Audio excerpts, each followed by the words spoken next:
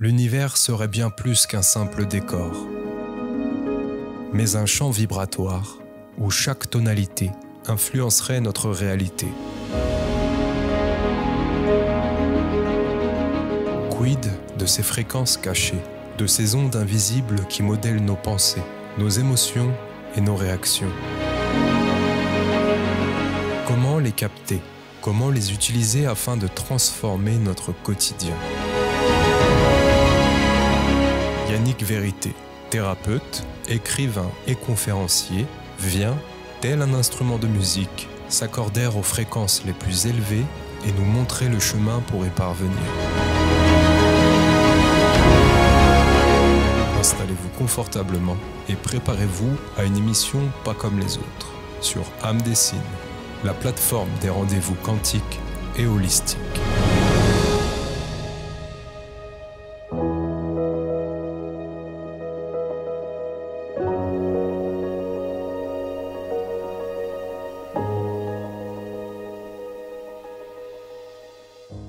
Et si la réalité que vous perceviez n'était qu'une infime fraction d'un champ d'information infiniment plus vaste?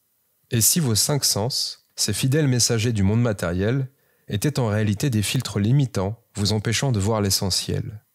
Aujourd'hui, nous plongeons au cœur des mystères invisibles, des fréquences cachées qui influencent notre existence à notre insu, des codes secrets de l'univers à la reprogrammation de notre perception. Cette exploration promet d'ébranler vos certitudes et d'ouvrir des portes insoupçonnées vers une nouvelle compréhension du réel. Pour nous guider dans ce voyage, j'ai l'honneur de recevoir Yannick Vérité, écrivain, thérapeute et explorateur des dimensions subtiles de la conscience. Ensemble, avec Tamara, nous allons questionner la nature même de la réalité, décrypter le langage caché de l'énergie et apprendre à capter ces signaux imperceptibles qui peuvent transformer nos choix et notre destin.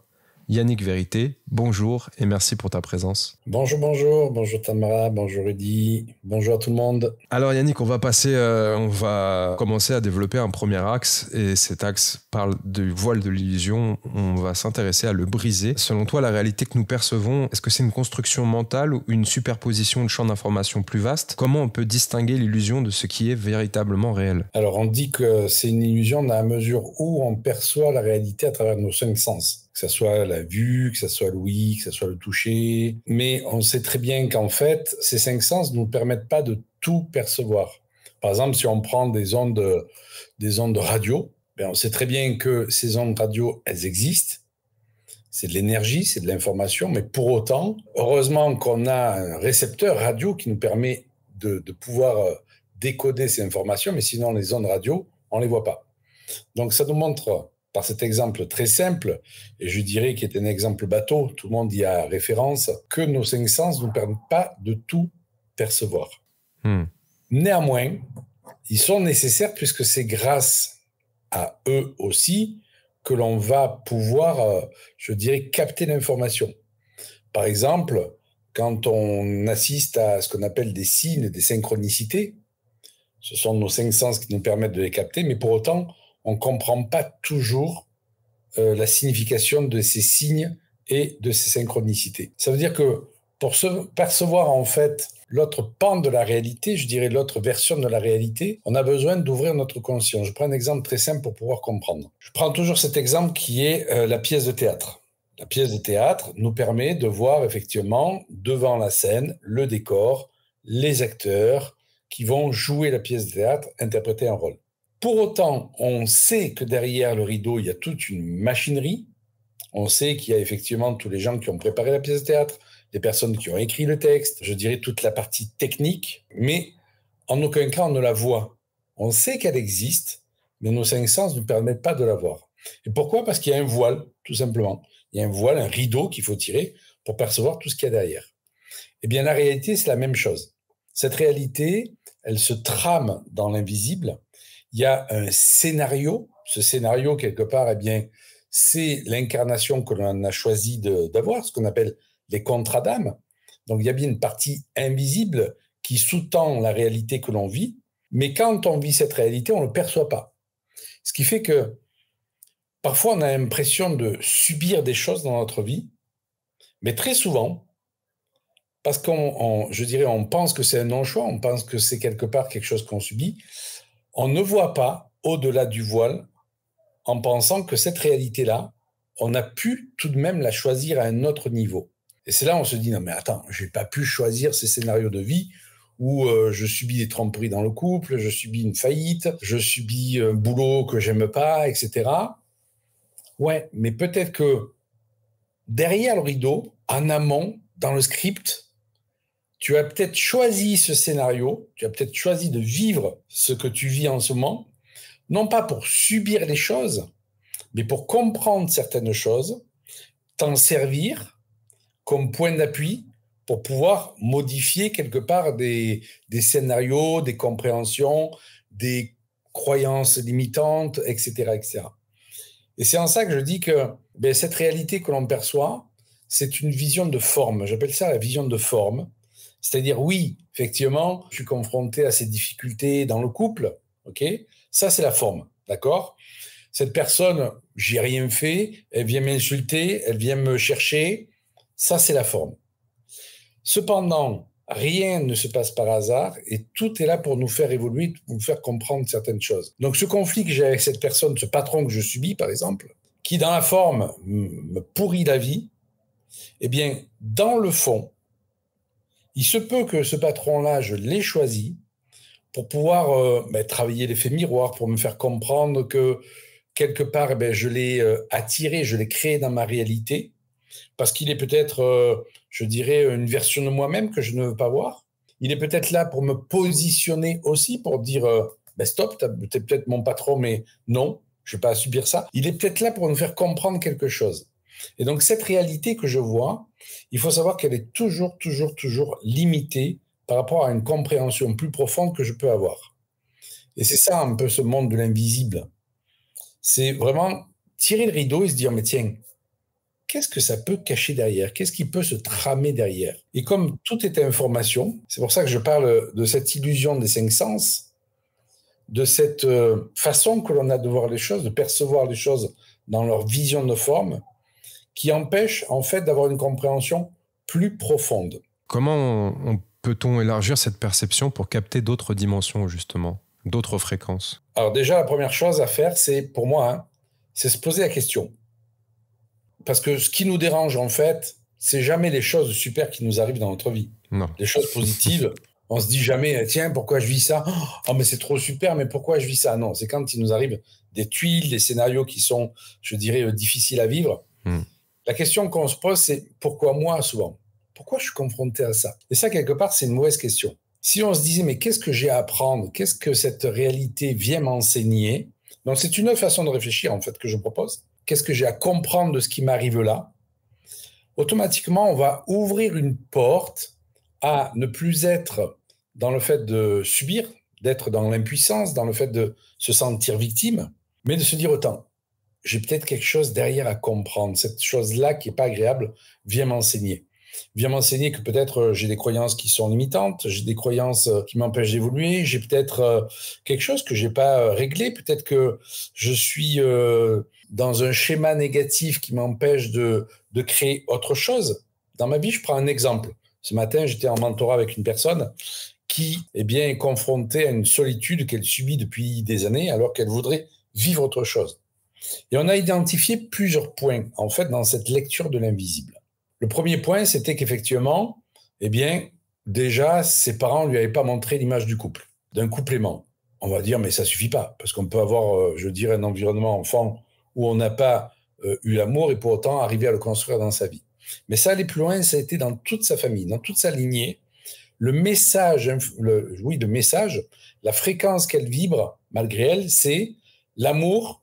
Ça n'existe pas dans cette famille-là. On est allé voir au niveau des vies passées, pareil, c'est le même message. Et ça, elle le retranscrit dans sa vie en pensant que l'amour, c'est pas pour elle, et elle tourne dans une frustration de rester seule. Et là, ce que je lui ai fait comprendre, c'est que je lui ai dit, OK, il y a déjà ce message inconscient qui vibre à travers toi, cette fréquence, l'amour, c'est pas possible. En plus, toi, tu penses que si tu es avec quelqu'un, tu vas être trahi, d'accord? Ça, c'est ta croyance limitante. Tu es tout le temps dans la frustration de ne pas vivre le couple, mais pour autant, à côté, tu veux le couple. Je dis, comprends que la fréquence que tu émanes par ta frustration, par ta généalogie, par ta vie passée, par ce que tu as vu enfant, est complètement, je veux dire, à l'inverse de ce que tu voudrais attirer. La fréquence, je veux vivre ça, en fait, elle est beaucoup trop faible par rapport à tout ce qui est derrière ce rideau. Tout ce qui se trame dans la forme, dans le fond, pardon, et pas dans la forme. Et donc, du coup, résultante, eh bien, elle ne matérialise pas le couple comme elle voudrait le matérialiser. Et c'est en ça que je dis que elle, tout ce qu'elle voit, c'est je suis frustrée et malheureuse parce que je reste seule. Et moi, je veux vivre autre chose. Mais ça, je dirais, mais c'est l'humanité vit comme ça, est fixée sur ce qu'on vit dans la forme. Et il faut savoir que ce qu'on vit dans la forme n'est que le résultat de quelque chose qui est dans le fond.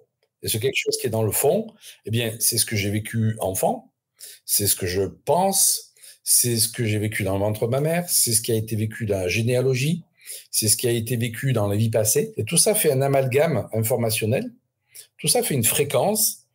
Et si cette fréquence, elle n'est pas en adéquation, je dirais, avec ce qu'on veut matérialiser, c'est pas facile de matérialiser. Donc, il y a des choses, en fait, à bouger. Je dirais, la bonne nouvelle, c'est que quand on se pose cette question, qu'est-ce que j'ai à comprendre?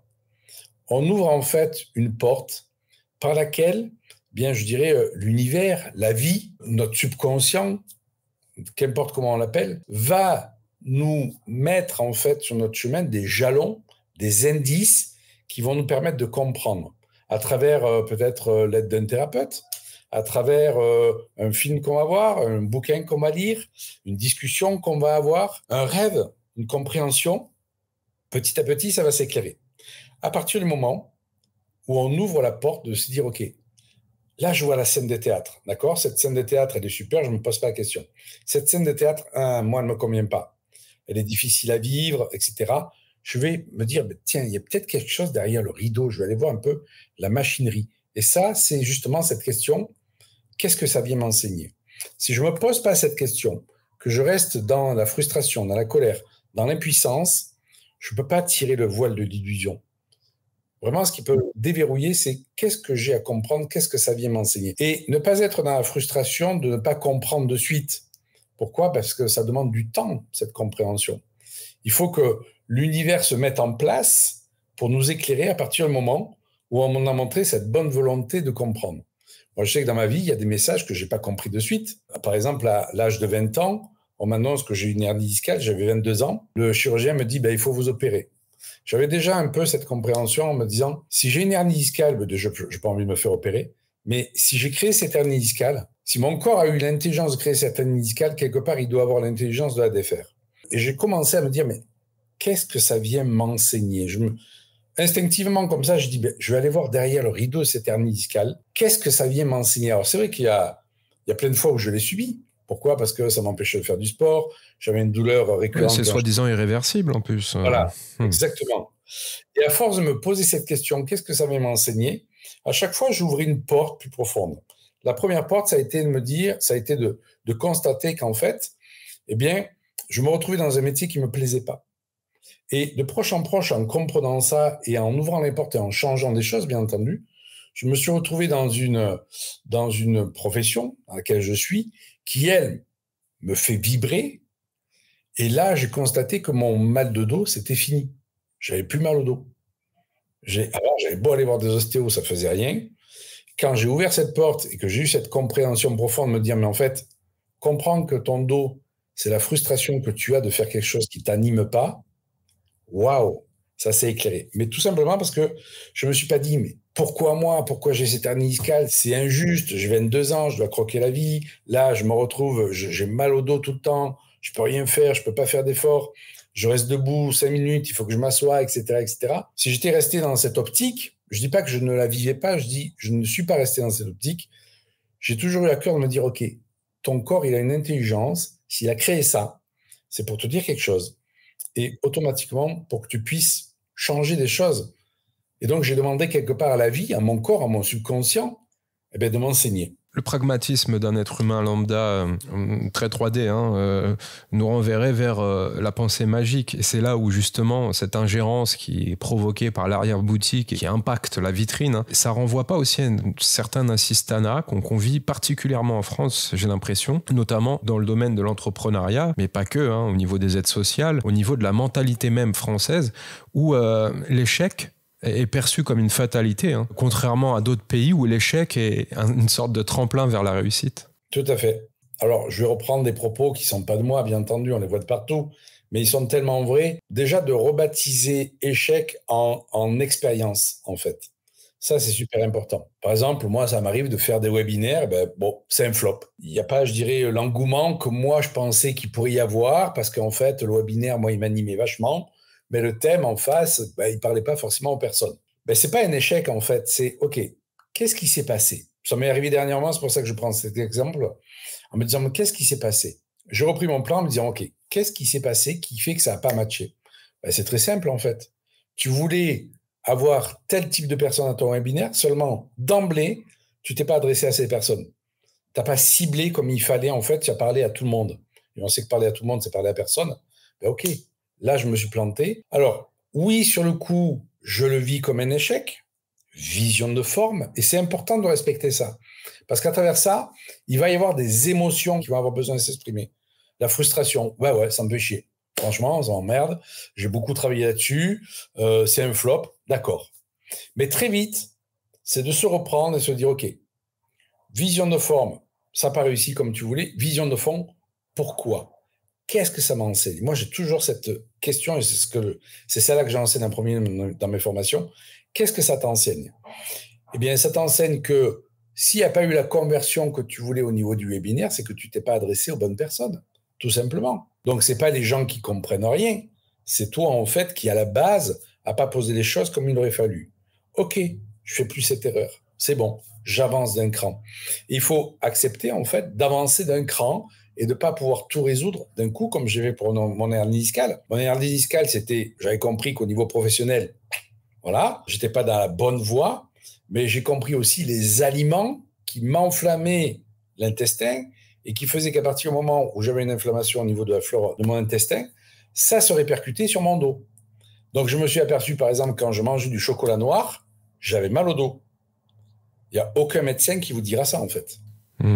Je supprime le chocolat noir, waouh, j'ai moins mal au dos. Donc, ça m'apprend en fait qu'il y a un ingrédient dans le chocolat noir qui vient enflammer ma muqueuse intestinale. Le café, par exemple, les épices. Et donc, en supprimant tout ça, waouh, j'ai moins mal au dos, en fait. Et en fait, ce chemin, j'ai compris que ce chemin où il peut y avoir de la douleur, parce que c'est ça, en fait, qui quelque part, vient nous chercher et est difficile à supporter, c'est quand il y a douleur, des obstacles, des freins. Tout ça, eh bien, quand on se pose la question, qu'est-ce que ça vient m'enseigner, qu'on va chercher cette fameuse fréquence cachée, cette information cachée, parce qu'elle ne se dévoile pas comme ça à nous. Il n'y a personne qui nous tape sur l'épaule et nous dit « Oh, tu sais que tu as ça pour ça ?» Non. C'est quelque part, je dirais, le chemin de la vie qui nous montre que c'est un peu, une enquête quand même. Pour moi, c'est la connaissance de soi.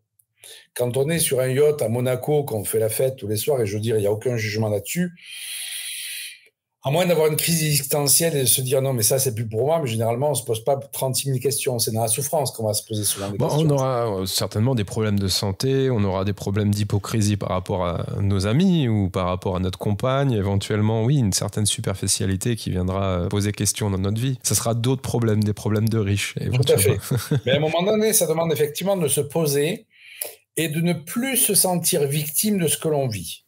Oui. C'est important. Ne plus se sentir victime, parce que tant qu'on se sent victime, la question qu'on se pose, c'est pourquoi moi? Pourquoi ça m'arrive à moi? C'est injuste, c'est pas normal. Avec tout ce que je fais de bien, avec tous les services que j'ai rendus, il me plante un couteau dans le dos, etc., etc. Tant qu'on reste dans cette vision de forme où l'autre est responsable des choses, on peut pas avancer, on peut pas connecter ces codes cachés, en fait. À partir du moment où on se dit, qu'est-ce que ça va m'enseigner? Je suis responsable de ma vie, ok. Si je vis ça, vision de fond, si je vis ça, c'est pas pour rien, ça va m'enseigner quelque chose. Eh bien, on va recevoir de plus en plus ce que j'appelle les codes cachés, c'est-à-dire des signes, des synchronicités, des rencontres. Comme je disais, j'ouvre un livre, pow, je reçois l'information. Ça demande de se poser et d'ouvrir un peu les œillères que l'on a et de se dire, OK, je vais être un peu plus attentif à ça. Et je dirais la vie est bien faite en ce sens, dans la mesure où ces signes, ces synchronicités, ces rencontres. Alors, c'est quoi? C'est les fameuses heures miroirs. C'est les plaques trines, les plaques minéralogiques 888. C'est les plumes que les personnes trouvent dans la rue, comme ça, etc., etc. C'est pas un peu cliché, ça? Est-ce qu'on n'a pas des biais cognitifs parfois de ce côté-là?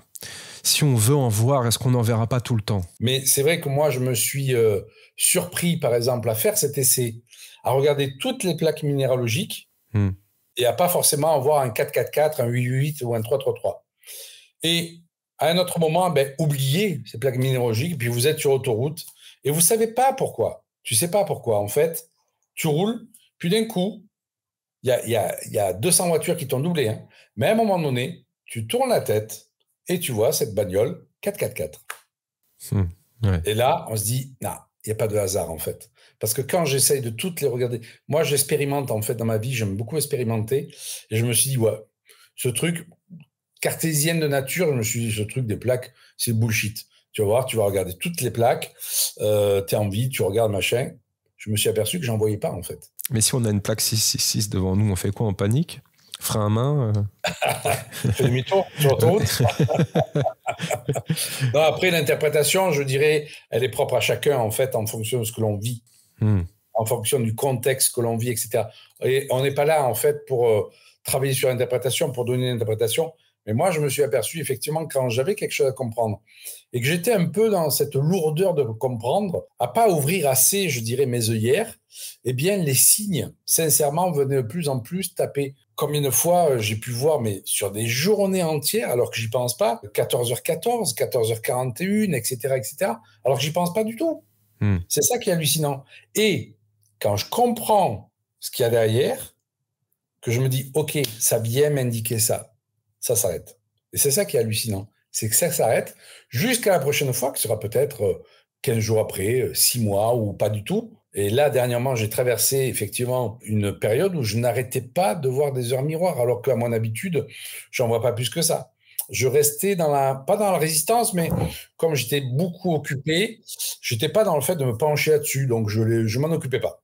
Ça insistait. À un moment donné, je me suis posé, je me suis dit, OK, tu vas quand même chercher à comprendre ce que ça veut te dire. OK, qu'est-ce que ça vient m'enseigner? OK, ça vient m'enseigner ça et ça. D'accord, ça c'est arrêté, ça c'est fini. Si on va encore un petit peu plus loin, ces signes et ces synchronicités, c'est pas que du chiffre ou des heures miroirs. On peut avoir justement des informations qui nous sont manquantes à travers ces signes et ces synchronicités. Alors j'aime beaucoup l'image que tu donnes justement de la pièce de théâtre et puis des coulisses. Le rôle de l'intuition, du coup, dans tout ça, est-ce que c'est un peu le souffleur qui vient nous rappeler notre texte quand on l'a oublié ou est-ce que c'est, tu vois, si on garde cette sémantique-là, est-ce que l'intuition, elle a un rôle à jouer dans ce passage entre la pièce de théâtre et les coulisses, dans ce fait de tirer le rideau? Selon toi? Alors, c'est pas pour rien qu'on l'appelle le sixième sens, au-delà de nos 5 sens, d'accord? Pour moi, l'intuition, c'est effectivement, peut-être cette intuition, se dire, tiens, peut-être que ça serait là pour m'apprendre quelque chose. J'ai l'intuition que, je sais pas, j'ai quelque chose à comprendre dans ma vie. Pourtant, j'ai pas été éduqué, élevé avec ça. Moi, je sais que j'ai pas du tout été élevé, éduqué dans cette optique-là, puisque dans ma famille, quand j'étais enfant, il y avait beaucoup plus de problèmes qu'autre chose. Et donc, on n'était pas du tout vers l'intuition. Mais quand j'ai eu cette hernie discale, ça m'a dit, et ça faisait partie de l'intuition, peut-être que tu as quelque chose à comprendre là-dessus. Et j'avais lu aucun bouquin de développement personnel, je commençais mes études de kinésithérapeute, je savais pas ce que je voulais faire dans la vie, je suis parti dans cette voie-là parce que ma mère m'avait dit, tiens, peut-être que tu pourrais faire ça, je sais pas que faire d'autre, je vais là-dedans. Et donc, l'intuition, elle est venue taper à ma porte quelque part. Mais j'ai pas pu la faire aller plus loin, l'intuition. L'intuition, elle est là pour nous. C'est comme un petit souffle dans un couloir, vous voyez. C'est pas souvent on attend de voir un éléphant dans un couloir, en attendant que je dirais la compréhension s'impose à nous. On dit ah ouais non là c'est pas possible. Là je suis obligé de voir que c'est un éléphant dans un couloir. Non, l'intuition c'est le petit souffle de. Ça veut dire que quelque part je vais être attentif à ça. Alors très souvent on les écoute pas les intuitions. Comme une fois on a pu se dire oh, purée mais je l'ai senti ça, mais pourquoi je me suis pas fait confiance? Pourquoi je me suis associé avec ce gars-là? C'est la première intuition qui compte ou parce qu'on peut en avoir plusieurs des intuitions et ça peut être temporel? C'est la première qui compte. Ouais, c'est la première parce qu'après le mental se met en marche en fait. Et ce qui est intéressant, c'est d'écouter cette intuition pour pouvoir aller plus loin. Parce que pour moi, il y a en fait les 5 sens, d'accord? Ensuite, d'un gradient, on monte sur l'intuition. Et ensuite, on monte d'un gradient sur les perceptions extrasensorielles, dont l'intuition fait partie. En fait, l'intuition a un caractère, je dirais, fugace, non contrôlable. C'est comme si elle s'imposait à nous. On se dit, bah tiens, allez, bon, je me pose là, il me faut que j'ai une intuition. Ça marche pas comme ça, en fait. Puisque ça vient du ressenti. On est dans une situation, on pense peut-être à quelque chose, et puis là, mais ça a été très fugace, en fait. Je sais pas, un sentiment, j'ai ressenti, j'ai eu l'intuition que ça allait pas faire. Et souvent, l'intuition, elle est assortie de j'ai senti ça, mais je sais pas pourquoi. Je sais pas pourquoi.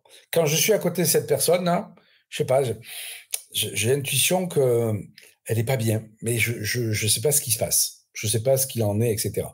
Pour moi, les perceptions extrasensorielles, ça va au-delà. C'est quoi? C'est, OK, je perçois que cette personne, elle n'est pas bien. Je perçois que cette situation n'est pas OK. Je perçois que ce lieu, il n'est pas terrible. Mais ce je ne sais pas, moi, je veux le transformer en c'est ça, c'est ça, c'est ça. Je ressens ça parce que. Je ressens ça parce que. Je ressens ce plexus solaire parce que je sens que, avec cette personne-là, ça ne va pas le faire. Parce que je sens qu'il est trop accroché à l'argent, il veut trop tirer la couverture à lui, etc., etc. Et on peut aller dans cette précision, justement, quand on apprend à interpréter ce qu'on appelle les codes cachés, ce qu'on appelle l'intuition, etc., qu'on apprend à faire, en fait, travailler son cerveau droit et son cerveau gauche. Le cerveau droit, lui, il va capter l'information. Il va nous donner une sensation. Il va nous donner une image. Il va nous donner ce fameux mot que l'on entend. On l'entend pas, mais en fait, c'est une pensée qui nous traverse l'esprit, alors qu'on ne pensait pas du tout à ça.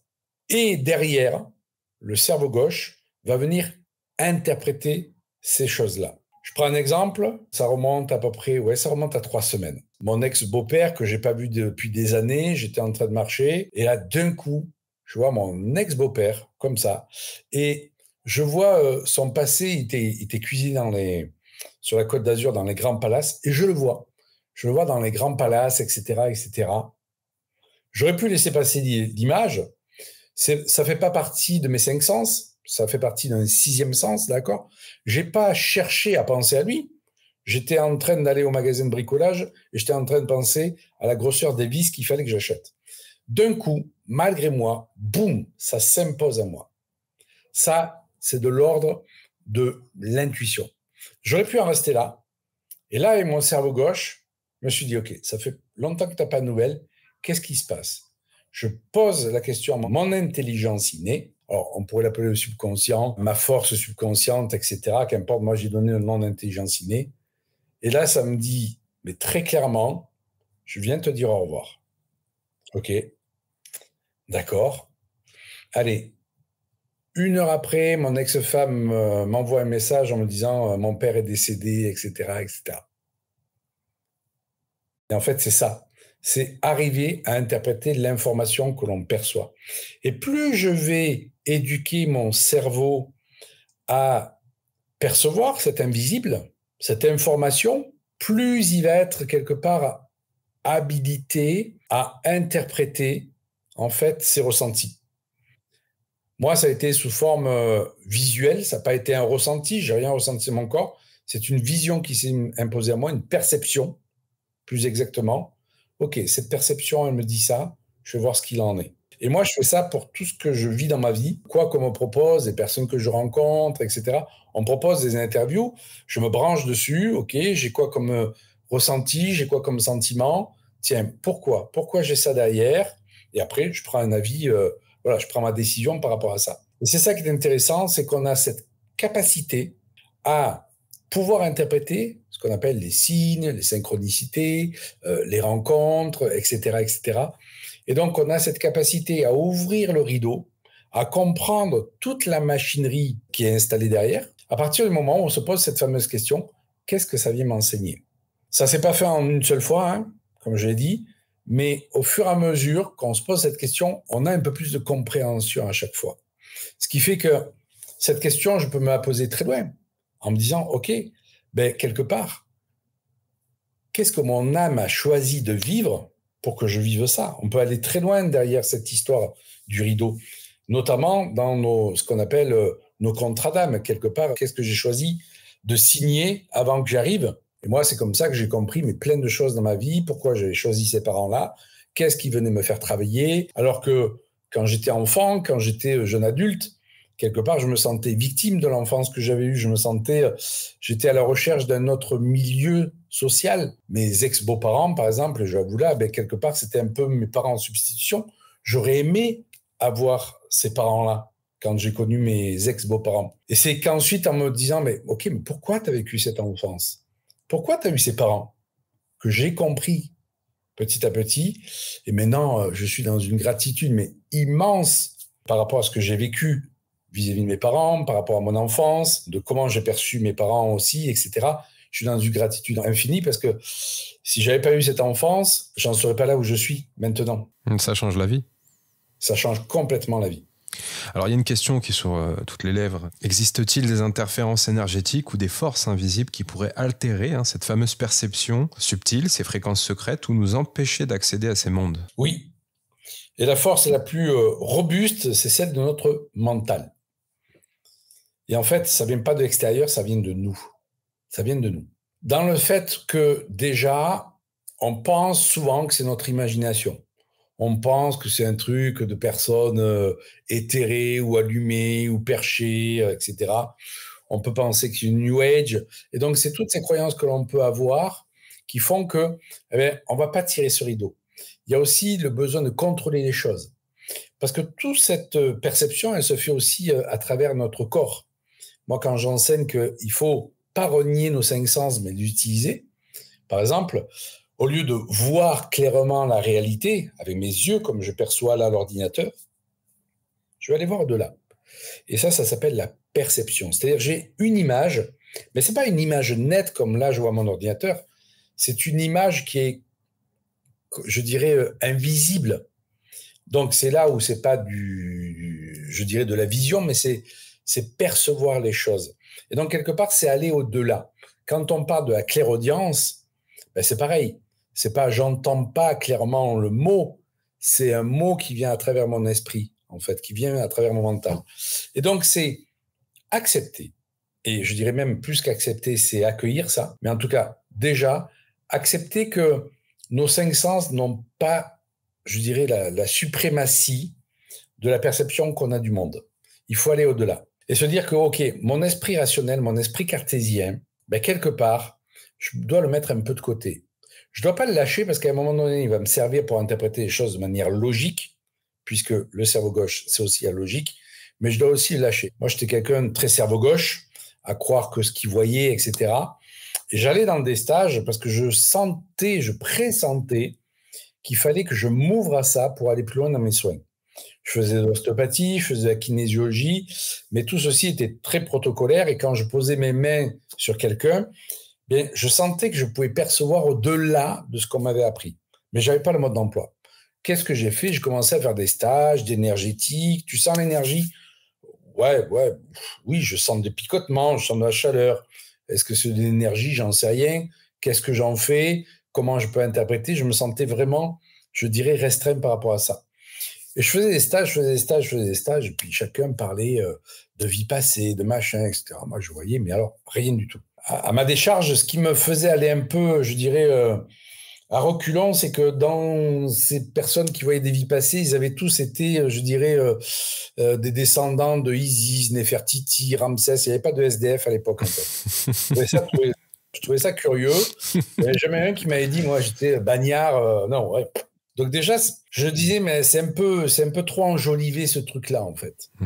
Et ce qui m'a ouvert les portes en me disant, bon, maintenant, tu vas lâcher ce cerveau gauche, tu vas lâcher ce fait de toujours vouloir avoir raison aussi. C'est une personne que je suis en ostéopathie qui avait toujours une douleur entre les omoplates. Et j'avais beau le suivre au niveau viscéral, structurel, etc., même émotionnel, puisque je faisais la kinésiologie, rien n'y faisait. Donc, à un moment donné, vu que je n'avais pas aidé cette personne, je ne l'ai plus vu. Et je l'ai vu arriver 1 an après, pour autre chose, pour un autre problème qui n'avait rien à voir. Et j'avais sa fiche de renseignement. Je lui dis, cette douleur-là que vous aviez, il me dit, c'est très curieux, vous savez, vous m'avez suivi pendant un moment. Je dis, oui, je me rappelle. Il m'a dit, mais je suis allé voir quelqu'un qui a traité les vies passées et qui m'a retiré un couteau que j'avais eu dans le dos. Et cette douleur, je l'avais depuis des années. Et ça a été instantané, je ne l'ai plus ressenti. Et là, je me suis dit, waouh, il y a un domaine à explorer. Il y a quelque chose que tu dois comprendre, tu dois t'ouvrir à quelque chose. Et petit à petit, donc, je me suis ouvert à cette dimension-là en m'autorisant à arrêter de vouloir avoir raison, à arrêter de vous penser que la raison expliquait tout, que si c'était pas palpable, c'était pas réel, en pensant que si ça dépassait ma compréhension, c'était pas OK. J'ai accepté de lâcher toutes les certitudes que j'avais. Et à partir de là, en me disant, mais accepte ce qui est. Arrête de penser que c'est ton imagination. Arrête de penser que tu fantasmes. Arrête de penser que c'est ton mental qui te construit n'importe quoi. Prends l'information comme elle arrive, en fait. Et c'est une première personne où j'ai dit, écoutez, moi, j'ai cette image-là qui me vient. Je ne sais pas du tout ce que ça veut dire. J'en sais rien. Si j'accueille, il y a ça qui me vient. Et la personne me dit, mais c'est exactement ce que je vis de ma vie. Et là, petit à petit, j'ai pris confiance dans mes ressentis. Je suis allé plus loin. Et quelque part, j'ai bâti une grille pour comprendre en fait ce que je percevais, ce que je ressentais, les pensées qui me venaient. Je dirais qu'à l'heure actuelle, maintenant, quand je mène un mentorat ou que je fais mes formations, je me base uniquement là-dessus en fait. Mais parfois, Yannick, on a l'impression d'avoir craqué le code, d'avoir ce ressenti, cette intuition, elle est forte, elle est prégnante, elle est installée, ancrée en nous, évidente, claire, limpide, et on se trompe. Et là, la chute est difficile. Oui. Exactement. Ce que j'enseigne de mes formations, c'est que par rapport à une image, par rapport à un ressenti, par rapport à une intuition, etc., il y a toujours plusieurs pistes d'interprétation. Et c'est ça, je dirais, où est la difficulté. Il y a une première difficulté, c'est d'accepter voilà, je me relâche et puis je laisse venir. Et peut-être que si c'est une pomme qui vient, c'est une pomme. Peut-être que c'est une gondole à Venise, c'est une gondole à Venise. Je ne vais pas juger ce qui vient. Mais par rapport à ce que je reçois, j'ai plusieurs pistes d'interprétation. Je prends un exemple pour que vous compreniez mieux. C'était la semaine dernière, je fais une séance. La personne, je me branche sur elle. Je lui dis, je ne veux pas savoir la raison pour laquelle on est en contact. Donc ça, je dirais, moi, je ne consulte plus, mais c'est dans le cadre d'un programme où des personnes ont pris des places avec moi. Et donc, elles ont une consultation. Et donc, je vois sur elle un radis. Boum. OK, mais qu'est-ce que je fais d'un radis? Si je me dis, c'est mon imagination, c'est n'importe quoi, en fait, je ferme le rideau. Donc, la première image, elle est toujours OK. Je vois ce radis. Ce radis, après, mon cerveau gauche, il va interpréter. Donc, un radis, qu'est-ce qu'on peut avoir comme interprétation? J'ai pas un radis. OK, j'ai pas un radis, ça peut être un problème avec l'argent. Le radis, je me suis dit, tiens, quelle saveur il a? C'est un peu piquant, ça peut être amer. Il y a même des radis qui sont forts en goût, comme ça, qu'on n'arrive pas à manger. Enfin, moi, j'ai du mal. Ce radis, normalement, il est en botte. Et là, le radis, je le vois tout seul. Tout seul. Et là, il me vient, en fait, l'interprétation que ça pourrait être une personne qui est seule dans son couple parce que, en couple, elle est trop piquante et trop amère. Est-ce que l'interprétation est OK? Je demande à mon intelligence innée qui me dit oui. Je soumets ça à la personne en me disant, écoutez, moi, j'ai cette image-là qui pourrait me faire dire ça, etc., etc. Est-ce que c'est ce que vous voulez travailler? Elle me dit, mais c'est exactement ça, en fait. Mais par rapport au radis, j'avais 5 interprétations différentes et possibles. Parce qu'un radis, c'est un légume racine. Donc, on peut se dire, tiens, la personne a un problème d'ancrage, par exemple. Mais je ne suis pas allé dans cette voie-là parce que je ne ressentais pas dans mon corps qu'il fallait que j'aille dans cette voie-là, en fait. Et j'ai pris 2 voies, c'était exactement les 2 objectifs qu'elle voulait travailler dans sa séance, alors que je ne les connaissais pas. Tout ça à partir de l'image d'un radis. Est-ce que ce radis, c'est de l'intuition? Non. C'est une perception extrasensorielle qui utilise en fait la perception. Mais est-ce que j'ai vu devant moi un radis physique? Non. C'est une image qui m'est venue. C'est vraiment une image. Et si je refuse cette image, je refuse ce fameux code caché. Parce que la porte d'entrée de son champ informationnel pour comprendre son objectif prioritaire, c'était quoi? C'était la clé, c'était le radis, en fait. Une autre personne qui apprendrait le scan verrait autre chose, et une autre verrait autre chose. Et chacun va avoir sa clé spécifique en fonction, je dirais, de sa banque de données, qui fait que je vais pouvoir lire l'information. Alors, c'est quoi la banque de données? En fait, le cerveau droit capte une fréquence, d'accord? Cette fréquence est véhiculée à travers la glande pinéale. Et ce qui se produit, c'est que le cerveau droit va choisir, en fait, dans notre banque de données, qui dépend de notre vécu, de ce qu'on a lu, de ce qu'on a regardé comme bande dessinée, qu'on a vu comme film, il va servir de cette banque de données et prendre l'image ou le mot qui va nous permettre de comprendre en fait l'histoire de la personne. Et c'est là où on va faire travailler le cerveau gauche.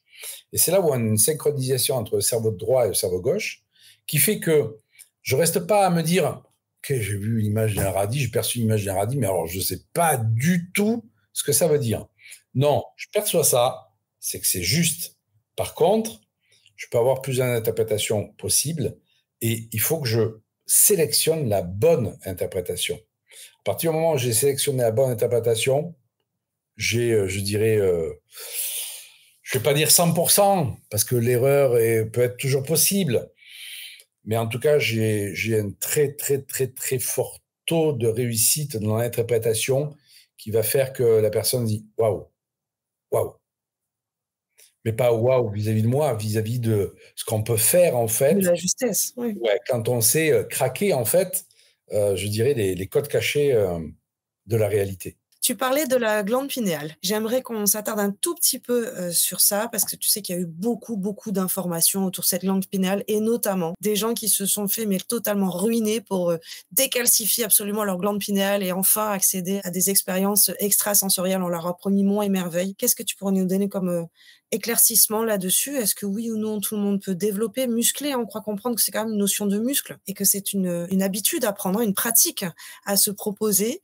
Qu'est-ce que tu pourrais nous donner comme éclaircissement avec tes expériences, ta compréhension et peut-être aussi des personnes qui sont venues à toi avec ce format-là, ce schéma d'avoir été totalement dépouillé, d'avoir dépensé des fortunes dans des soins énergétiques pour décalcifier la glande pinéale? Ouais, merci pour la question parce qu'elle est vraiment très intéressante. À savoir que j'ai quand même une bonne pratique là-dessus puisque pendant, j'ai senti allez, je dois voir quel âge, vers mes 35 ans, ouais, non, j'avais 30 ans, tiens, 32 ans exactement.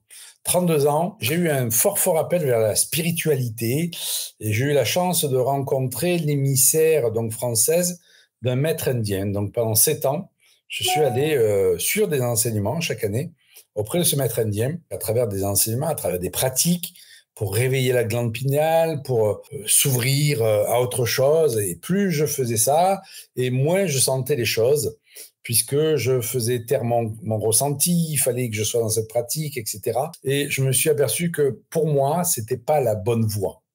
C'était pas la bonne voie. Aussi, j'enseigne dans mes formations de se foutre la paix avec cette fameuse glande pinéale qui fait son job sans qu'on lui demande de rien. Et je m'aperçois que des personnes qui sont pas du tout ouvertes à ça, qui sont commerciales, qui sont dans le commerce, pardon, commerciaux, qui sont fonctionnaires, qui sont dans des métiers qui n'ont rien à voir avec l'univers dans lequel j'évolue, n'ont pas besoin d'activer quoi que ce soit pour accéder à leur perception. En fait, les perceptions extrasensorielles, c'est un kit de survie, c'est un kit qui est là pour nous dire « sors pas de ta grotte ». Il y a un tigre aux dents de sabre qui est planqué pas loin, qui attend de te sauter dessus, sans danger, sans les choses. C'est lié à notre survie. Et en fait, plus je vais en fait utiliser ce système autrement que pour la survie, plus je vais pouvoir l'exploiter. Et ce système-là ne comprend, mais alors absolument aucun exercice d'activation de la glande pinéale. Je l'ai fait pendant 7 ans, je ne savais pas utiliser mes perceptions. Ok, t'actives, mais t'en fais quoi? Est-ce que tu sais interpréter ce que tu ressens? Non. Parce qu'en fait, le job d'interprétation, il est fait par le cerveau gauche. Le cerveau gauche, on se met en mode détective. C'est-à-dire, je perçois ce radis, d'accord? Qu'est-ce que j'en fais? Je donne un exemple. C'est dans une formation, quand il scanne, il y a un élève qui me dit, mais c'est n'importe quoi ce truc. Moi, je me branche sur cette personne, je vois une montagne. Ok, tu vois une montagne. Tu es comment devant la montagne? La montagne, moi, ça me fait penser à quelque chose qu'on doit gravir qui est dur. Je dis oui, ça c'est ce que tu penses. Est-ce que c'est la seule interprétation possible? Il me dit, non, mais comment je peux interpréter? Je dis, mais qu'est-ce que tu fais devant cette montagne? Est-ce que tu la montes? Est-ce que tu restes en bas? Qu'est-ce que tu fais? Il me dit, ben, je sais pas, vas-y, qu'est-ce que tu fais devant cette montagne? Il me dit, c'est rigolo, je la fore, je fais un forage. Ok, continue. Ben, je continue à forer, d'accord, tu continues. Et là, il me dit, ah, j'arrive de l'autre côté. Je perçois que j'arrive de l'autre côté. Et là, je vois un plat de pâtes. Il me dit, mais c'est encore plus n'importe quoi, en fait. Je dis, non, plat de pâtes, ça te fait penser à quoi? Là, il me dit Italie. Je demande à cette personne maintenant ce que ça veut lui dire. Elle me dit, mais c'est hallucinant. Elle me dit, ça fait 5 ans que je veux en Italie, c'est ma terre natale. Je suis en souffrance de payer à cause de mon boulot. Et effectivement, quand je vais en Italie, je fais quoi? Ben, je passe par les tunnels, automatiquement. Elle me dit, mais en fait, c'est pas n'importe quoi. Je dis, non, mais il faut que tu pousses l'image. Et là, j'ai interpellé tout le monde. J'ai dit, mais est-ce que vous avez fait un exercice là d'activation de la glande pinéale? Absolument pas. Il y a eu beaucoup, effectivement, de dire sur la glande pinéale qu'il fallait la décalcifier. La plupart des gens ne savent pas qu'en fait, ce qui nous permet les perceptions extrasensorielles, ce sont des qualités piézoélectriques qui sont justement données par des cristaux d'apatite dans notre glande pinéale. Donc, en fait, de manière naturelle, notre glande pinéale contient des cristaux. Elle contient des cristaux d'apatite. Et heureusement qu'on a ces cristaux, parce que c'est ceux qui procurent en fait une activité électrique à la glande pinéale qui ensuite va émettre son signal au niveau du cerveau droit qui va être interprété par le cerveau gauche. Donc, toutes ces histoires je dirais, de décalcifier la glande pinéale pour qu'elle fonctionne, etc. Moi, je vois dans mes formations, il y a des dizaines de personnes qui viennent, ils n'ont pas fait de processus de décalcification de quoi que ce soit. Et au bout d'une journée, ils arrivent à interpréter des trucs, mais incroyables. On peut quand même les détériorer, ces cristaux, avec des psychotropes, des perturbateurs endocriniens, avec notamment le fluor dans le dentifrice. Enfin, il y a énormément de facteurs qui sont évoqués et qui sont nocifs. Il est vrai que ce qui va brouiller en fait les fréquences, c'est les psychotropes, c'est toutes les drogues qu'on peut avoir, mais je dirais que c'est pas qu'au niveau des cristaux, ça. C'est toute l'activité neuroélectrique qui va être perturbée par ça. Et moi, j'ai vu effectivement, malheureusement, mais je dirais que c'est pas qu'au niveau de la glande pinéale, c'est tout le cerveau qui était cramé à cause d'acides que la personne avait pris, de certaines drogues, etc. Et puis, il y a certaines drogues qui vous font passer des seuils où il y a pas de retour possible, en fait. Quand on a franchi le seuil, très difficile de revenir. Ça va au-delà des cristaux à la glande pinéale. Vraiment, mon discours, c'est de dire, quand on veut aller vraiment savoir interpréter ces codes cachés, il n'y a pas besoin d'activer la glande pinéale. Moi, je l'ai eu fait pendant des années avec des mantras spéciaux, des méditations, etc., etc. Je n'arrivais pas à percevoir plus. Et des personnes qui arrivent avec les enseignements que je donne, juste à accueillir ce qui est, au bout d'une journée. Hein. On fait cet exercice, au bout d'une journée, on met une personne dans leur dos, elles ont les yeux fermés, elles ne savent pas qui c'est une femme, un homme, etc. Elles arrivent à déterminer l'énergie de la personne qui est derrière. Si cette personne a des difficultés plus au niveau professionnel, au niveau financier, au niveau amoureux, au niveau estime de soi, confiance, etc. Sans pour autant avoir aucun protocole d'activation. J'ai vraiment lâché depuis un bon moment tous les protocoles d'activation de la glande pinéale qui, en fait, complexifient beaucoup les choses. C'est une approche qui est très, très mentale, ça, en fait. Et le mental, il adore compliquer les choses, alors qu'en fait, les choses, elles sont hyper simples. Le système, il est là, il est prêt à être utilisé. Il faut juste se dire, OK, je lâche tout le contrôle que je veux avoir et j'apprends à l'utiliser. Mais sans l'utiliser, sans avoir à faire des codes d'activation, etc., etc. En définitive, quels sont les blocages les plus fréquents qui empêchent les gens d'accéder à leur propre guidance intérieure, intuitive? Alors, les blocages, c'est je pense que c'est mon imagination. Donc, je vais mettre un filtre à l'entrée qui est tel que il n'y a rien qui va passer, il n'y a pas de ressenti. C'est la croyance aussi que je n'ai pas de ressenti. Ça, c'est une croyance qui est très, très répandue. Moi, je n'ai pas de ressenti, de toute façon, je ne ressens rien. Ce n'est pas que la personne ne ressent rien, c'est qu'en fait, toute l'énergie dans sa vie est mise au contrôle mental. Elle a toute l'énergie dans sa tête et pas dans son corps. Donc, ce qui fait qu'elle ne laisse pas au corps la place de ressentir. C'est la difficulté à se décontracter, à se relâcher. Il y a certaines personnes qui pensent que si elles se décontractent, elles deviennent vulnérables. Si je me repose, si je me relâche, je perds du temps.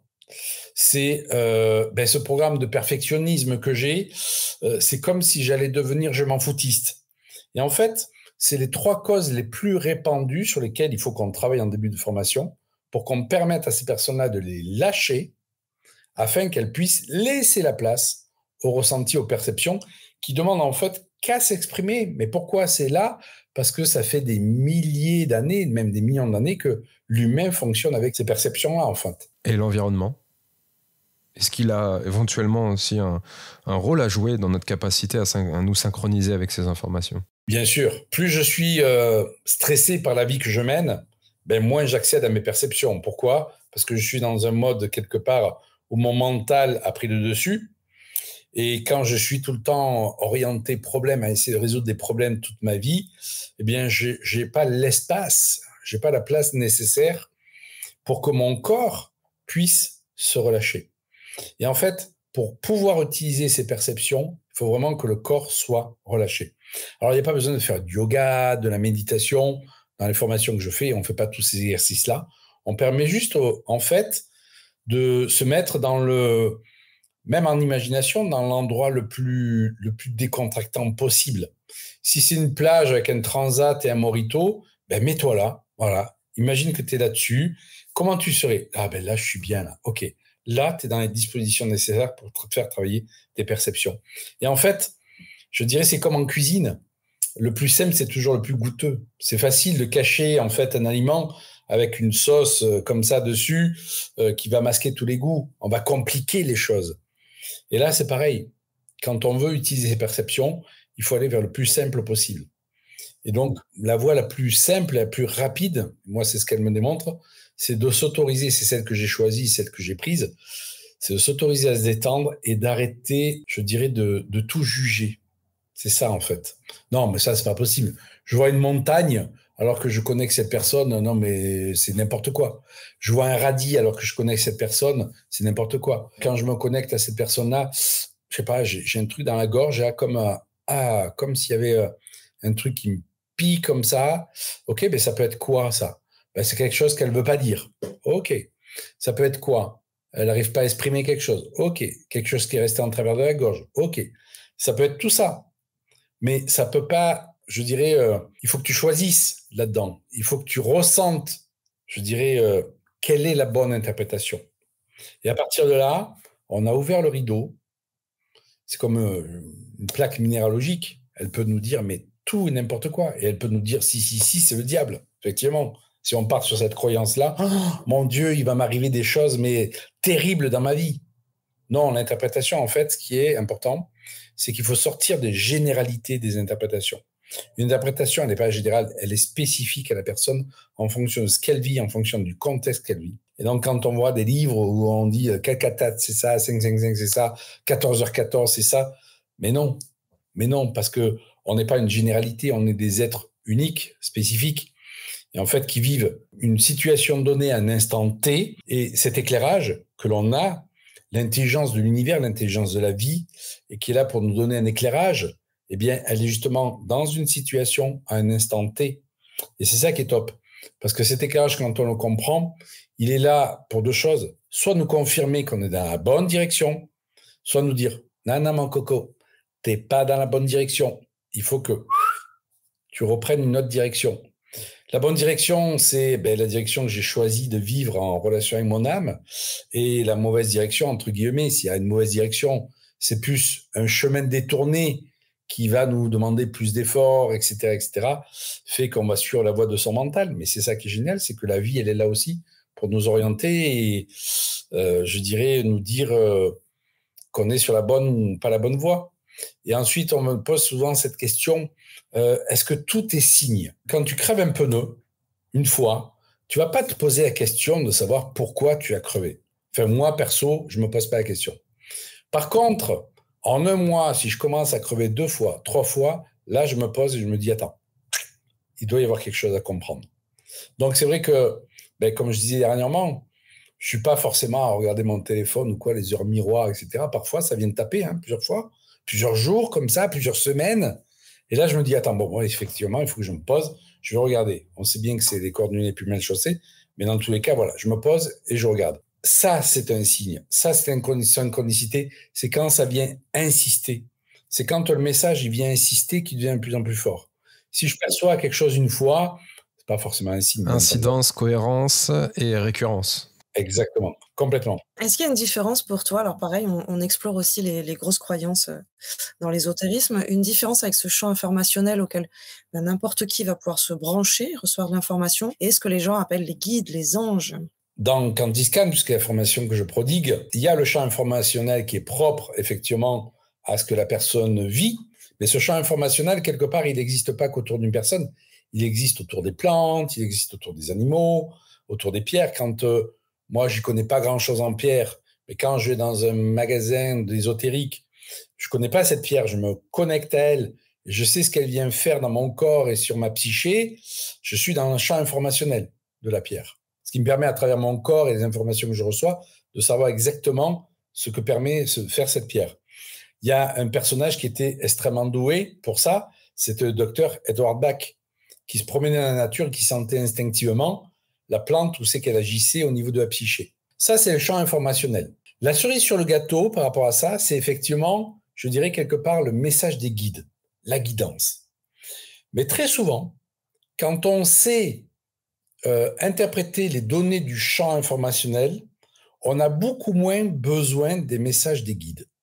Parce qu'on a compris avant. Je sais que les gens sont très friands de communiquer avec leurs guides, etc.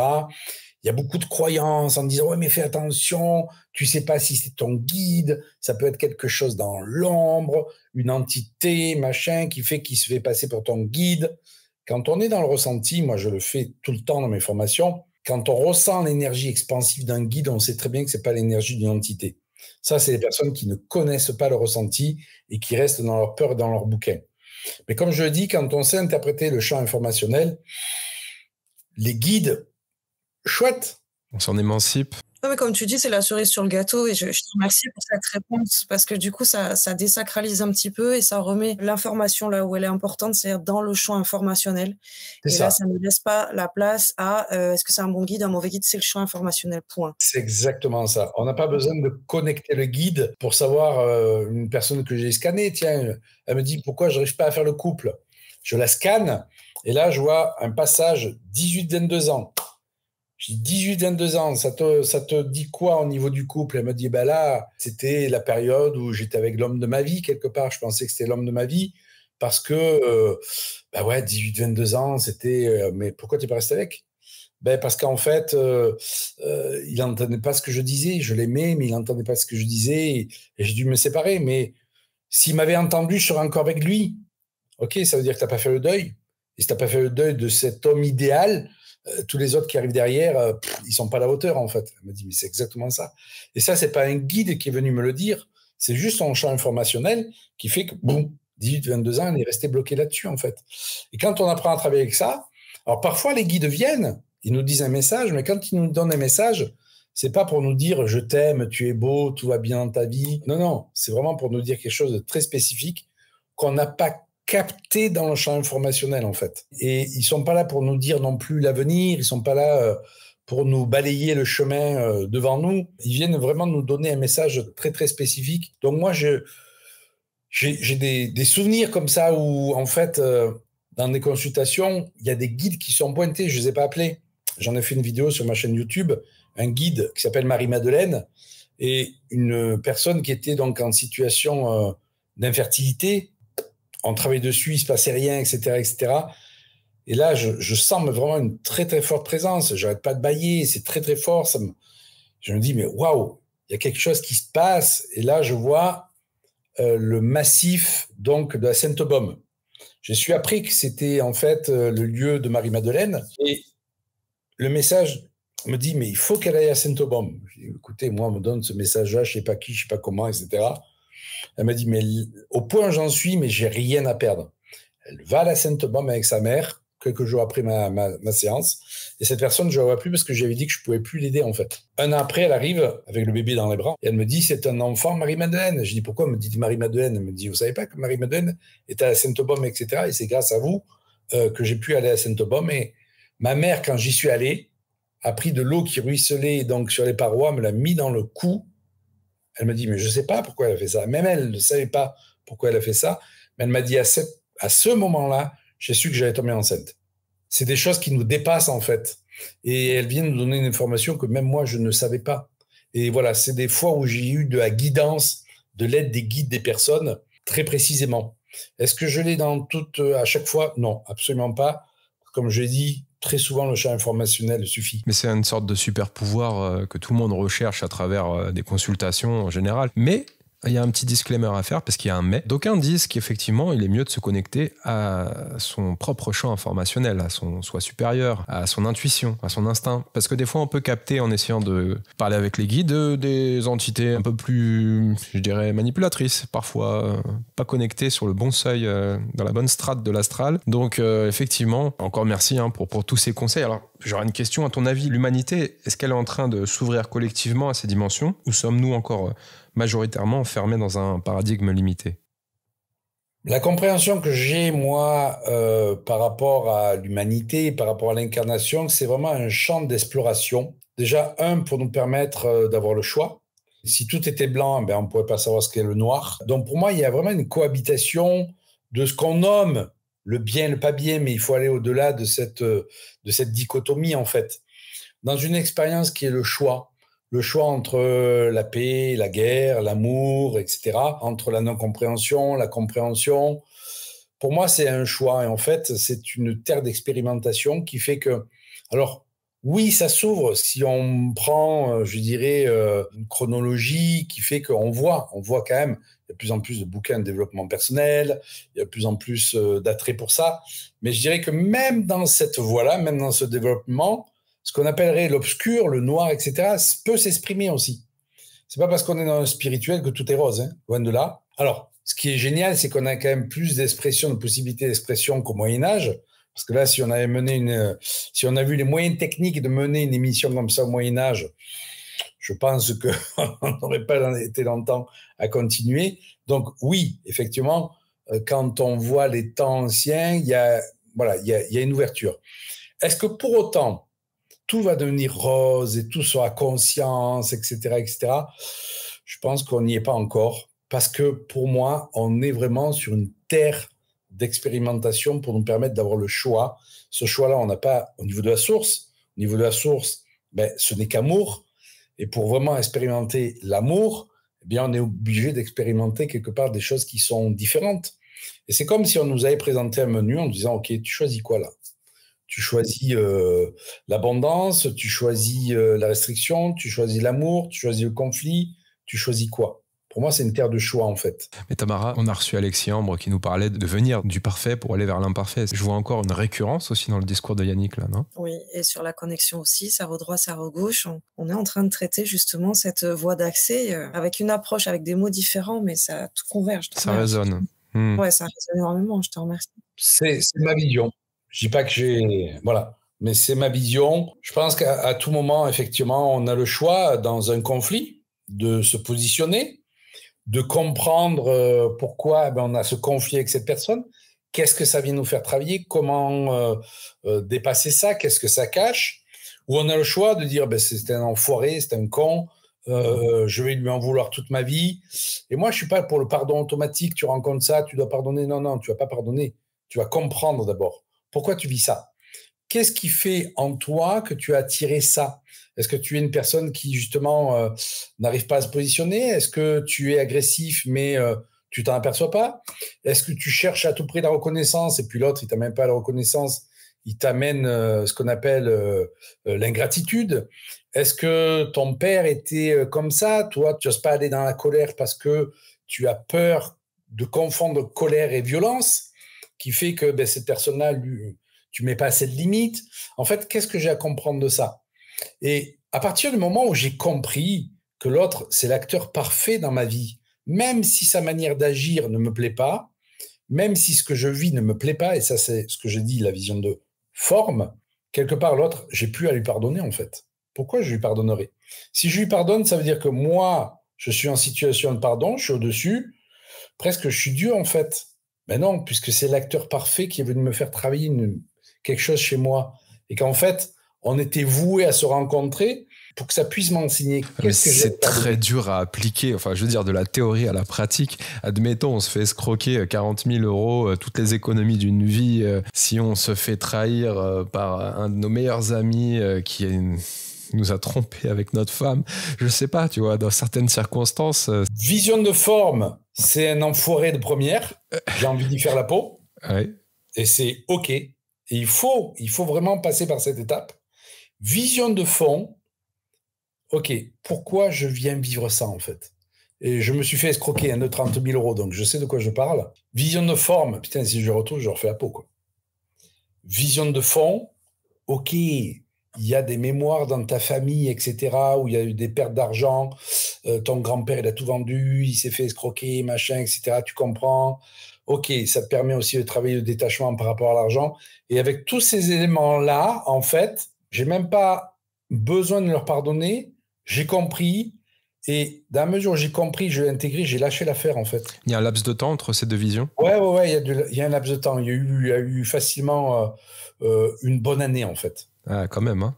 Il y a eu une bonne année, je dirais, d'avoir tous les tenants, les aboutissants, peut-être moins d'un an, mais on n'est pas loin, qui fait qu'à ce jour, je ne suis même pas accroché à cette histoire, en fait. C'est fini, c'est derrière.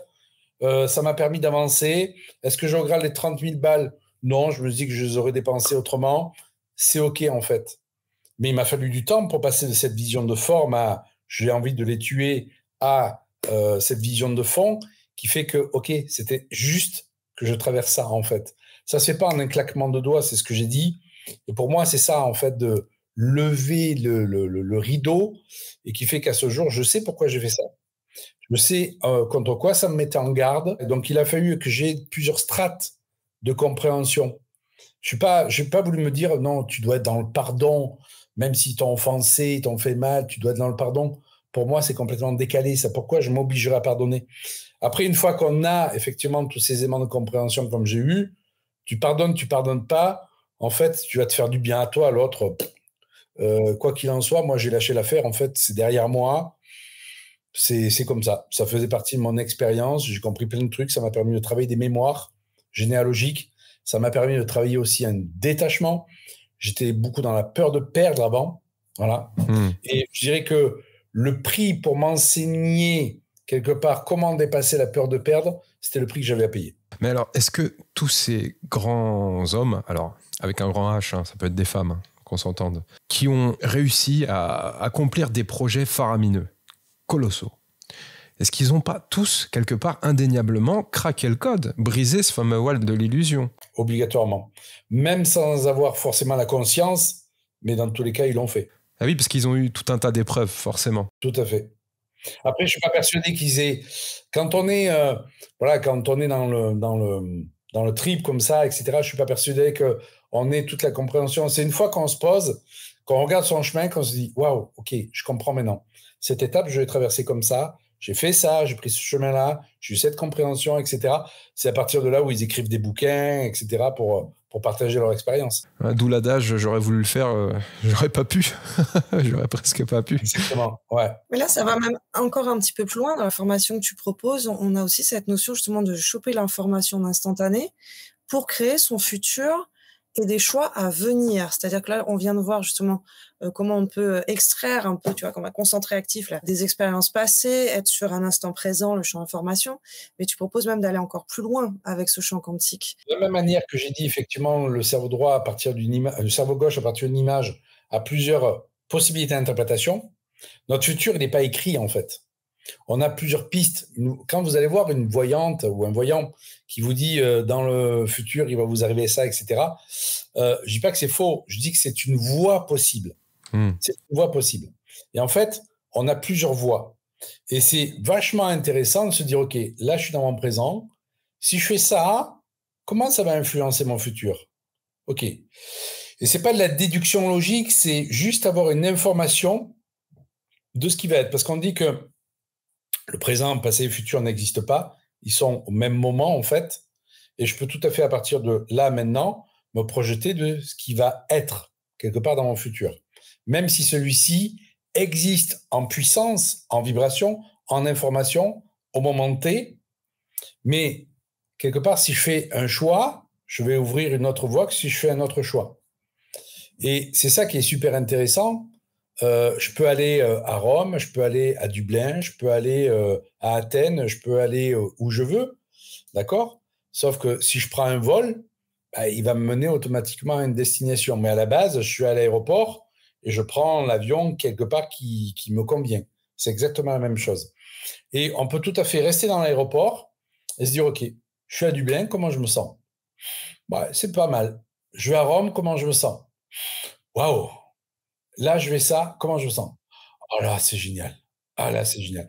Et moi, quelque part, je m'en sers pour faire mes voyages, en fait. Je me sers toujours de ça pour faire mes voyages et arriver à chaque fois, j'ai toujours un temps incroyable. J'ai toujours un temps incroyable. Pourquoi? Parce que je me dis: «Tiens, si je pars entre ça et ça, quel temps il va faire?» Je sais pas, je regarde pas, c'est peut-être 2 mois à l'avance. Quel temps il va faire? Et en fait, c'est comme si tout existait maintenant. Et là, je fais cette interview, je suis dans un endroit magnifique, il fait un temps magnifique, alors que la semaine d'avant, il faisait un temps pourri, et là, je vais partir mercredi, il va faire un temps pourri. J'ai pris vraiment la fenêtre où, boum. Et on peut s'en servir pour tout, et c'est ça qui est génial. C'est vraiment ça qui est génial quand on apprend à utiliser ces perceptions extrasensorielles, eh bien, ça nous permet alors, pas de prédire l'avenir, parce que sinon, j'aurais gagné au loto, ça serait fini, ok? Non, non, je m'utilise pas pour ça. Moi, je l'utilise quelque part pour ressentir quelle est la voie qui va me donner le plus de joie et le plus d'expansion. Ah, c'est ce que j'allais dire, c'est une clé vers l'abondance et l'épanouissement. Voilà. Et est-ce que, par exemple, je me suis posé cette question, hein, à me dire, voilà, tu craques le code de l'hyperabondance et tu deviens millionnaire, ok? Ben, en fait, mon énergie, quand je dis millionnaire, c'est multimillionnaire. Mon énergie, elle n'est pas aussi expansive que ça. Elle serait top. Et là, dans la voie dans laquelle je suis, en fait, elle est encore plus expansive, puisque quelque part, c'est la voie que j'ai choisie pour pouvoir partager, etc., etc. Et je pense que si j'étais parti dans l'autre voie, alors il y a plein, hein, je pense qu'il va y avoir des haters qui disent c'est facile de dire ça après parce qu'il n'a pas réussi à prendre la voie d'être multimillionnaire, etc. Je connais quelque part un travers chez moi qui aurait pu me faire vriller et m'empêcher d'être dans l'énergie dans laquelle je suis au niveau psychique. Existe-t-il un lien entre ces découvertes et les avancées de la physique quantique moderne? Est-ce que la science pourra-t-elle, ou l'a-t-elle déjà fait, valider ces phénomènes de manière empirique? Alors, ce qui est rigolo, c'est que ce que les anciens ont découvert de manière empirique, il y a des centaines et des milliers d'années, la science le valide toujours bien après, en fait. Et la science, elle dépend de l'homme. Et quelque part, il faut que des personnes aient défraîchi des chemins, d'accord, pour que la science puisse ensuite valider. La science, elle n'est pas, je dirais, quelque part, il y a certains qui en font Dieu, mais elle n'est pas Dieu. Elle est relative au niveau d'évolution et de compréhension de l'humain, en fait. On voit de plus en plus d'appareils dits quantiques qui vous font faire des bilans au niveau des fréquences cellulaires, etc. C'est une avancée. C'est pour ça qu'on les appelle quantiques, parce qu'ils viennent quelque part faire on ne peut pas appeler ça des diagnostics, mais des bilans énergétiques. Pour moi, ils sont encore en dessous de ce que l'humain peut faire avec ses perceptions, je dirais, extrasensorielles. Pour moi, ils sont encore en dessous, mais on montre qu'il y a quand même une avancée là-dessus. Donc, pour moi, oui, plus ça va aller, plus on s'approche de cette compréhension de ce qu'est le monde quantique, même s'il y en a plein qui disent « Ouais, mais il n'est pas scientifique, il ne comprend rien, etc. » Pas besoin d'être scientifique pour comprendre comment ça se passe. Et pour moi, la science ne valide pas tout. Loin de là, on voit très bien que maintenant, on a besoin de prouver par expérience ce qu'on fait. Par exemple, on nous rabat les oreilles. La science prouve les bienfaits de la méditation, par exemple. Non, mais les cocos, réveillez-vous.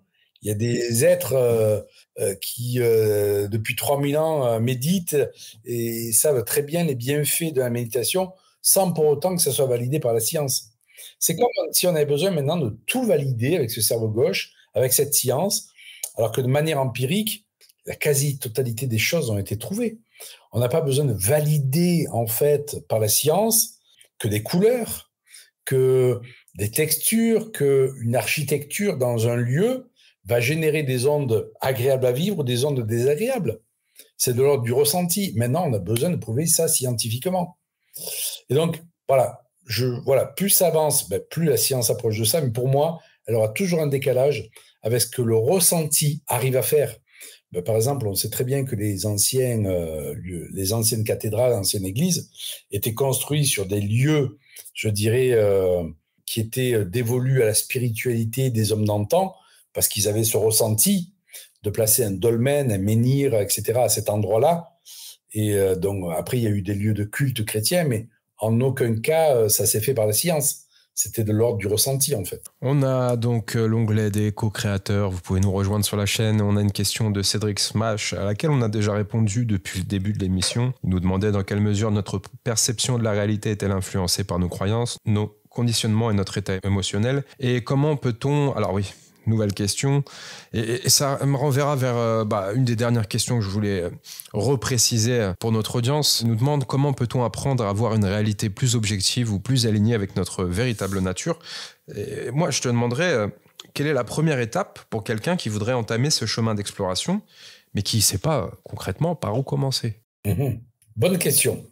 C'est vrai qu'il y a tellement d'offres, de propositions, qu'on a de possibilités de voir qu'on a vite fait de s'y perdre, en fait. Comment s'en sortir? Effectivement. Se laisser guider.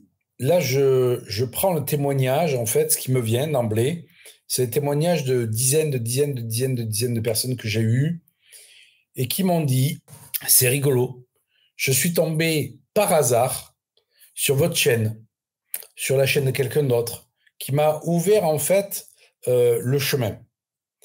Et c'est pour moi, c'est juste demander quelque part à l'univers, à Dieu, à son intelligence innée, à son subconscient, j'ai cette situation qui me fait souffrir, d'accord, ouvrez-moi une porte, qu'une porte s'ouvre. Par contre, il faut être, je dirais, attentif à cette porte qui s'ouvre. On dit que quand l'élève est prêt, le maître apparaît. C'est-à-dire quand on est prêt, quelque part, à accéder à autre chose, parce qu'on en a marre de ce qu'on vit, mais on en a vraiment assez, on est prêt à ouvrir une autre porte. Et cette porte, ça va être un ami qui te dit, tiens, regarde cette personne-là sur YouTube, tu vas avoir une personne... C'est vraiment ce retour qu'on a pu me faire, d'aller... je dirais, dans une librairie, puis de se laisser happer par ce bouquin, par exemple. Il faut vraiment, pour moi, avoir cette décision de vouloir vivre autre chose. C'est pour moi cette décision qui va être l'élan nécessaire à ce qu'une porte s'ouvre. Après, on ne sait pas la forme que va avoir la porte, on ne sait pas du tout quelle forme ça va prendre, ça va pouvoir prendre. Très souvent, à l'heure actuelle, c'est une vidéo, un podcast, un bouquin qui fait que, tiens, c'est une première étape. Boum. Et moi, j'ai beaucoup de personnes qui me disent, mais ça fait un moment que je vous suis et j'étais en train de regarder des vidéos, ça me parle beaucoup, mais il y a ce passage à l'action qui se fait parce que il est arrivé quelque chose de supplémentaire à la personne, comme si jusqu'à présent elle n'était pas prête. Et il arrive la tuile supplémentaire qui fait que là, c'est la goutte qui a fait déborder le vase. Maintenant, je passe à l'action. Maintenant, je décide qu'il faut qu'il se passe autre chose. Et à partir du moment où il y a la décision, pour moi, la porte, elle va se présenter. Mais il faut qu'il y ait la décision. Est-ce qu'on peut préciser encore une fois que si la porte se ferme, il y en a peut-être 10 autres qui vont se réouvrir derrière? Exactement. Oui, et c'est même comme ça que ça fonctionne. Hein. Les synchronicités sont têtues. Hein. Si on ne reçoit pas la première fois, on reçoit et on reçoit et on reçoit encore. Alors, tu nous as donné cet exemple d'hernie discale qui toi, t'as aussi ouvert cette façon de voir la vie, cette philosophie, cette façon de l'appréhender en se posant les bonnes questions, j'allais dire. Est-ce que justement, avec cet accès, avec ces codes et ces clés, est-ce qu'on peut aussi aller questionner sur la santé physique de la personne? Et donc sur des solutions. Des exemples peut-être? Je ne saurais que trop continuer à être prudent en disant que, attention, article 4. En aucun cas, on établit des diagnostics. Le diagnostic est vraiment réservé, je dirais, au corps médical. On n'est pas dans le corps médical. Donc, en aucun cas, un diagnostic n'est posé. Mais oui, on peut se servir effectivement de ces clés pour aller scanner, je dirais, non pas pour déceler des maladies ou faire des diagnostics, mais pour comprendre ce qui se passe au niveau énergétique dans un organe. Ça, il me vient par exemple l'exemple d'un élève en Quantiscan. Je demande à une personne à venir donc en démonstration. C'est un monsieur à peu près d'une 60aine d'années qui vient, 55 ans plutôt. S'il écoute cette interview, Gilles, ben, il me dira merci, tu m'as rajeuni, ou pas. Dans tous les cas, je le scanne et là, je vois effectivement, mon attention est retenue ici au niveau des carotides et il me vient l'âge de 27 ans. 27 ans, je lui dis, est-ce que tu n'as pas subi un déboire au niveau professionnel qui fait que, ben, effectivement, au niveau de ta carotide, tu as créé une zone de blocage énergétique. Et là, il me dit, mais c'est hallucinant parce qu'effectivement, il a fallu qu'on me débauche les carotides et à 27 ans, j'ai été licencié, en fait. Je n'ai pas posé de diagnostic, j'ai juste vu là où l'énergie bloquait. Je l'ai fait donc à une personne très proche de moi ben, hier, ok. Des maux de tête, pareil, je la scanne. Vésicule, est-ce que c'est un problème alimentaire? Non, c'est un problème psycho-émotionnel. Je scanne, je dis OK, il y a un truc qui t'a contrarié dans la journée. C'est lié à quelque chose que tu n'as pas exprimé au niveau de ton couple et du coup tu as été rageante, mais tu l'as pas exprimé. Elle m'a dit c'est incroyable, c'est à partir de là où j'ai commencé à avoir des maux de tête. Je n'ai pas posé de diagnostic, j'ai juste scanné son énergie, en quoi c'était avec ça, en rapport avec ça, d'accord? J'ai scanné sa colonne vertébrale, j'ai vu qu'il y avait une vertèbre en relation avec justement ce contexte-là. Elle s'était bloquée, la vertèbre. Elle m'a dit, mais c'est à partir du moment-là qu'en voiture, j'ai senti les tensions. Bon, fort heureusement, je suis ostéopathe, j'ai débloqué sa vertèbre. Les maux de tête sont partis 10 minutes après, alors qu'elle les avait depuis plusieurs heures. Voilà, c'est notamment ce qu'on peut faire avec le scan. Mais en aucun cas, on ne pose de diagnostic ou quoi que ce soit. Oui, on le rappelle bien. Régulièrement mon corps pour savoir ce qu'il en est. Alors, ça ne nous met pas à l'abri aussi d'avoir des attaques de la réalité, ça ne nous met pas à l'abri d'avoir des signes, mais ces signes ne sont pas toujours agréables, hein, loin de là. J'avais prévu un voyage donc dans un pays tropical et j'étais partagé parce que j'avais pas mal de choses à faire, mais je me suis dit non, il faut que tu partes un peu parce que tu as pas mal de trucs à faire, mais ça attendra. Ben, j'ai eu un signe qui fait que ça me donnait en fait que je partais pas dans les bonnes conditions. Alors comme je l'ai dit, c'est les coordonnées les plus mal chaussées. Je voyais pas d'inconvénient à partir, sauf le fait de mettre un peu en retard ce travail que j'avais à faire. J'avais pas en fait capté que j'allais me mettre une pression énorme à mon retour, qui fait que ça allait être plus contre-productif qu'autre chose. Je me suis fait un problème au niveau du doigt, là, pour m'empêcher de partir. Voilà, un signe, un joli signe. Et quand ça m'est arrivé, je me suis dit, OK, j'ai compris, je pars pas. Donc, le doigt s'est réparé. J'ai évité de me mettre un stress. Voilà. Ça, c'est aussi un signe, en fait, qui fait que c'est arrivé, mais alors, juste la veille de mon départ. En vue de la situation actuelle, pour le moins chaotique aux yeux de tous, on va pas se voiler la face outre mesure. Si tu pouvais transmettre un dernier message aux auditeurs qui écoutent cette interview, lequel serait-il ?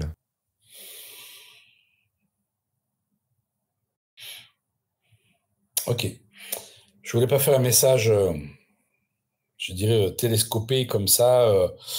Pour moi, je pense que, enfin, c'est même pas je pense, c'est vraiment l'information que je viens de recevoir là, il devient de plus en plus important, je dirais, de faire de la place à cette guidance interne, à ce ressenti, à l'utilisation de nos perceptions, pour quelque part prendre la voie qui nous convient le mieux et se déconnecter aussi de tout ce qui peut venir de l'extérieur, de tout ce qui peut venir nous alerter. Alors, je ne dis pas qu'il faut fermer les médias. Non, moi, je me tiens au courant de ce qui se passe.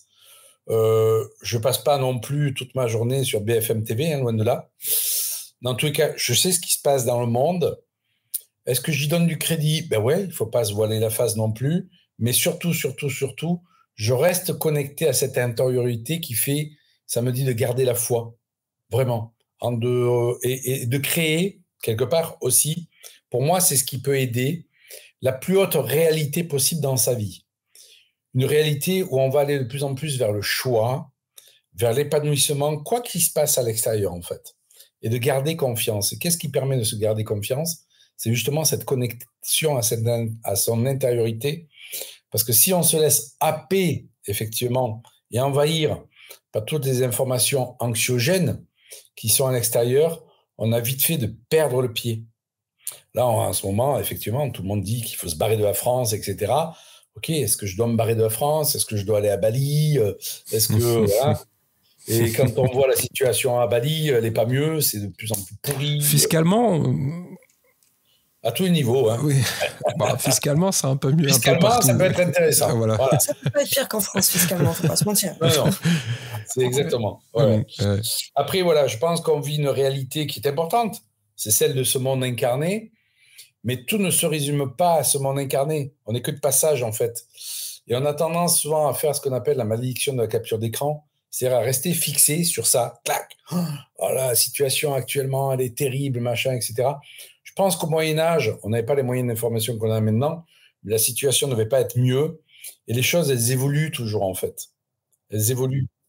Donc oui, on peut laisser, je dirais, oui, la planète, on la détruit, etc. Mais c'est nous qu'on détruit à travers ça. Et puis, ce passage sur cette planète, ben, il va être un temps réduit à travers toutes nos incarnations et tous les mondes qu'on va visiter. Donc, gardons le cap vers cette foi, vers cette lumière, vers l'enthousiasme. Moi, je choisis de garder le cap vers l'enthousiasme. C'est vraiment de rester focus sur ce qui me rend enthousiaste dans ma vie et pas me laisser envahir par tout le climat anxiogène. Parce que oui, bien sûr, la faim, elle existe dans le monde, etc. Qu'est-ce que j'y peux, moi, à mon humble niveau?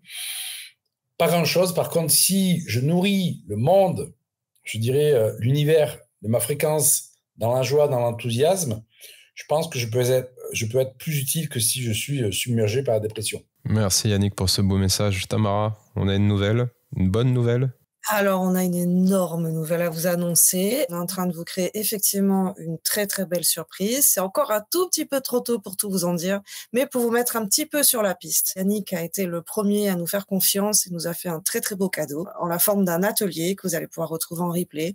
Donc très rapidement, on vous donnera des nouvelles et on est en train de travailler très dur pour réduire ce temps dans la matière où on pourra vous offrir ce beau cadeau et cette belle surprise. Merci à toi Yannick de nous avoir fait confiance, d'avoir été le premier. Plaisir.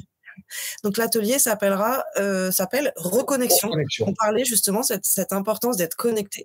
C'est des bases vraiment. J'ai réfléchi en fait à un atelier qui permettait de partir de la base et de commencer ce chemin vers soi. Eh ben merci à vous deux. Merci beaucoup d'avoir été présents. On vous donnera de plus amples détails par la suite. Effectivement, bon, vous savez déjà qu'il y a la plateforme qui se développe de plus en plus et où il y a énormément de thérapeutes un peu partout sur le territoire francophone. Et ce nouveau projet qui arrive, on garde ça un petit peu en retrait pour le moment. On vous annoncera l'adresse et toutes les informations liées dès que ce sera sorti en bonne et due forme. Je vous remercie à toutes et à tous d'être présents à chaque fois au rendez-vous. On vous dit à très très bientôt. Ciao, bye.